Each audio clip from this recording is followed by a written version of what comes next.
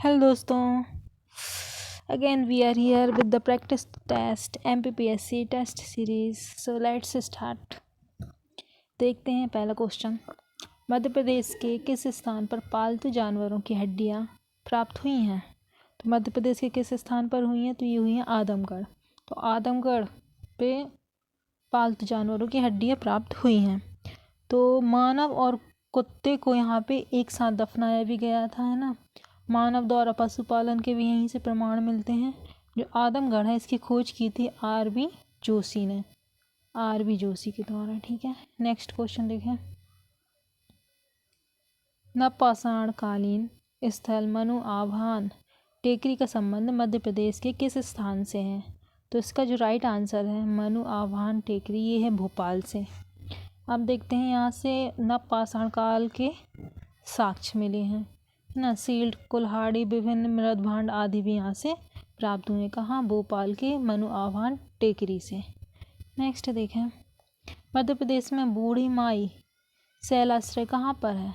तो मध्य प्रदेश में बूढ़ी माई शैलाश्रय है आपकी सिवनी होशंगाबाद में। ठीक है, सिवनी मालवा होशंगाबाद में।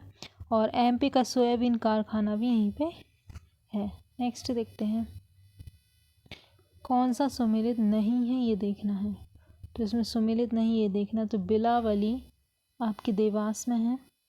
ये पुरातात्विक स्थल है और ये जिले हैं। तो बिलावली पुरातात्विक स्थल आपका देवास में है। पिपरिया सतना में है। पसेवा मंदसौर में है। पवाया आपका मुरैना में ना होकर ग्वालियर में है। तो ये वाला आपका सही सुमेलित नहीं है।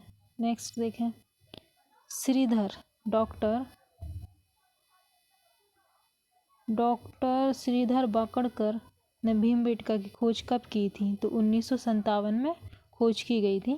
भीमबेटका कहाँ पर है? तो ये आपके रायसेन जिले में है।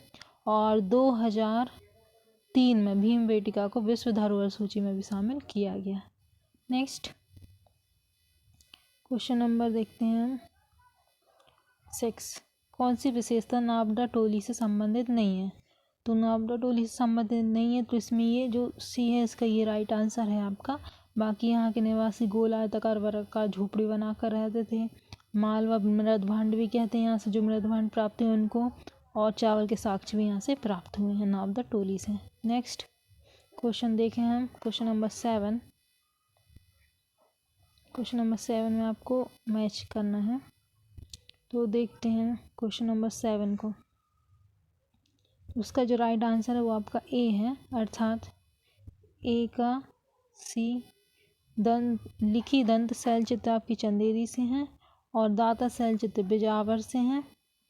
ठीक है, और रानी माची शैलाश्रय सिंगरौली से है और निशानगढ़ काजरी शैल चित्र आपकी पचमढ़ी से हैं। नेक्स्ट देखते हैं। वैदिक साहित्य में उल्लेखित कारुस प्रदेश वर्तमान में मध्य प्रदेश का कौन सा क्षेत्र कहलाता है? तो कारुस मध्य प्रदेश के कौन से क्षेत्र में? तो ये है आपके बघेलखंड में। ठीक है, बघेलखंड में है। नेक्स्ट देखते हैं। चंद्रवंश के राजा यताति ने साम्राज्य विस्तार के रूप में मध्य प्रदेश के कौन से क्षेत्र पर शासन किया था? तो इसका जो राइट आंसर हो जाएगा उपरोक्त सभी। इसने मालवा, बघेलखंड और बुंदेलखंड सभी स्थानों पर शासन किया था। यताति का जो शासन काल था वो था 3000 ईसा पूर्व से 2700 ईसा पूर्व के बीच में। नेक्स्ट देखें। नागवंशी ब्रजनाग मध्य प्रदेश के कौन से क्षेत्र का शासक था? तो ये था आपका काठी निमाड़ का। ठीक है, कौन? ब्रजनास। जो नागवंशी थे ब्रजनास काठी अर्थात नेवाड़ के शासक रहे हैं। फिर बाद में इन्होंने पवाया ग्वालियर में पलायन कर लिया था। नेक्स्ट देखते हैं। Question number 11। चेदी जनपद के बारे में कौन सा कथन असत्य है ये देखना है अपन को। तो देखते हैं असत्य कथन। तो इसमें जो असत्य कथन है वो है आपका B। यह माना जाता है कि इसकी कुश वंशों ने स्थापना करी थी। ठीक है, तो कुश वंशों ने इसकी स्थापना नहीं करी थी। कुश वंशों ने पन्ना की स्थापना करी थी। बाकी ये सारे सही हैं। शिशुपाल कलचुरी वंश का शासक था। इनकी शाखा विस्तार कलिंग तक थी और बुंदेलखंड के पूर्वी भाग में इसका संबंध था जिसकी राजधानी सुक्तिमुती थी। नेक्स्ट देखते हैं। अनुश्रुति के अनुसार नलपुर अर्थात नरवर के राजा नल की पत्नी दमयंती किस राजा की पुत्री थी? तो ये थी आपके विदर्भ के भीमरथ की पुत्री दमयंती। ठीक है, दमयंती राजा नल की पत्नी थी, विदर्भ देश के राजा भीमरथ की राजकुमारी थी। शिवपुरी जिले का नलपुर राजा नल और दमयंती की गाथा के लिए जाना जाता है। कौन सा जिला? शिवपुरी। नेक्स्ट, मध्य प्रदेश के प्रमुख राजवंश और उनकी राजधानी देखना है। तो देखते हैं यहाँ पे कौन सा सुमेलित नहीं है देखना। तो औलिकर दसपुर है, कलचुरी वंश तिरपुरी की है, बुंदेला वंश ओरछा में है, लेकिन जो परमार वंश है वो इंदौर में नहीं है। परमार वंश इंदौर में नहीं है। परमार वंश कहाँ पे था? धार में था, धार। तो ये आपका यहाँ पे सही हो जाएगा।